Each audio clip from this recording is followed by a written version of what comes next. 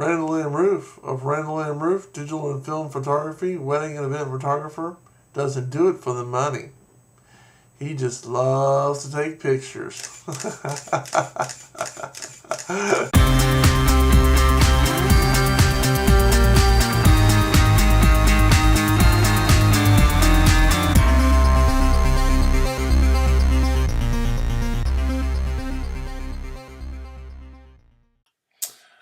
Hello, ladies and gentlemen, boys and girls. I'm Canon EOS photographer Randall M. Rueff. If you watched my previous video, you saw how we removed a lens from this Canon EOS 7D. This is not my camera. This is a friend of mine's. But we're using this, and in the previous video, we took the lens off. Well, in this video, I'm going to show you how to properly put the lens back on, or change lenses if you need to. It's really pretty simple. It's not an electronic process, so you can do this powered or unpowered, which means you don't have to have the battery in the camera.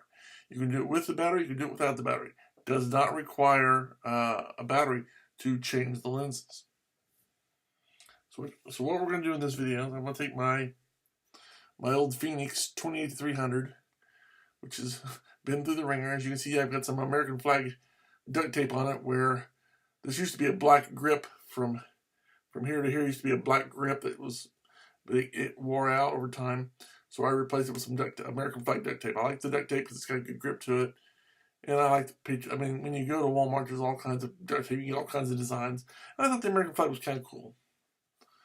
So take off the lens cap, which you don't have to do, but I'm just going to do it for the sake of this video. Now, what you need to do, obviously take off the cap on this end. And it's really simple. You'll notice on the 7D or any Canon camera, and most cameras will have a little dot. You can see right here. With the Canon, it's red. Some other companies use white or different colors, but basically they have a little hash mark or round dot that shows you where to line it up. And you'll notice on any Canon compatible lens, there's a red dot. So all you have to do is line up your two red dots.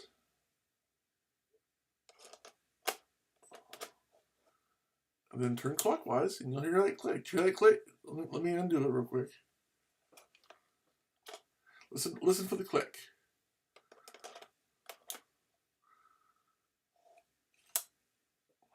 Once you hear that click, you know your lens is in there and it's good to go.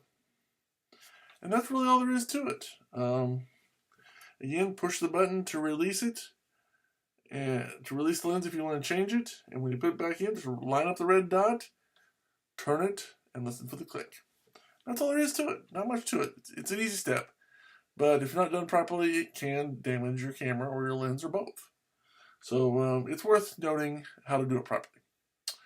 So with that in mind, I'm Canon EOS photographer Randall M. Rueff, saying thanks for watching, have a good day, God bless. And as always, keep taking those pictures. Bye.